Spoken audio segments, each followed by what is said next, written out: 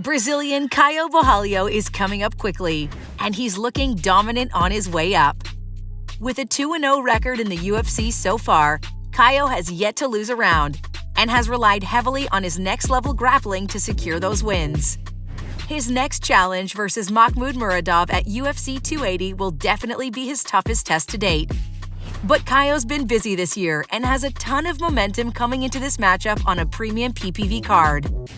Caio's fight at UFC 280 will be his 5th in 13 months, which is truly impressive. 2 of his 4 wins in the last 13 months came on Dana White's Contender Series. Caio is one of the rare fighters that had to get 2 wins on Dana White's Contender Series in order to win a contract, as he was unable to secure a finish and gave up a round on the scorecards in his first fight at the Apex.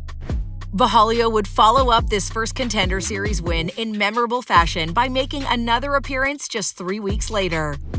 This time, up a weight class at 205.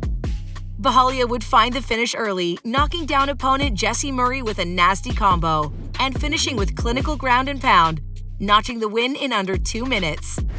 Borralho's second win in 3 weeks got the stamp of approval from Dana, and the boss unsurprisingly rewarded the Brazilian with the contract. In his first UFC fight, Borralho would take on Gadzi Omar Gadziev, an undefeated Russian. Borralho dominated the fight, banking the first 2 rounds before the fight was stopped early due to an illegal knee from the Brazilian. Lucky for him, his only punishment would be a point deduction, as the bout would still be scored in Caio's favor. Borralho would spend the majority of his first UFC fight controlling his opponent on the ground, using a body triangle to throw some submission attempts at his opponent while earning control time on the clock. This strategy was seen once again in his second UFC fight, as Caio cruised to another decision victory over Armen Petrosyan. From bell to bell, Borralho would be looking to grapple with Petrosyan. Despite landing just 12 significant shots compared to Petrosyan's 31, Borralho's 10-plus minutes of control time was the difference in the fight.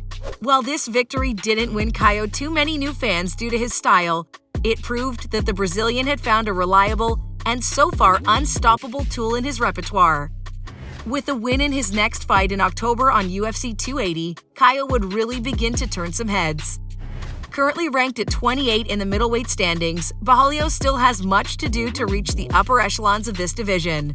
For this training camp, Borralho spent a majority of his time with the team at All-Star Training Center and was a training partner for Khamzat as he prepared for his own PPV fight on UFC 279. Caio, who is a significant -275 favorite in his upcoming fight against Mcgregor, will likely want to show some new wrinkles to his game.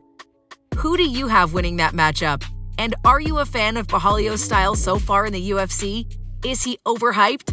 Or should middleweights watch out for this Brazilian? Tell us these answers and more in the comments section below.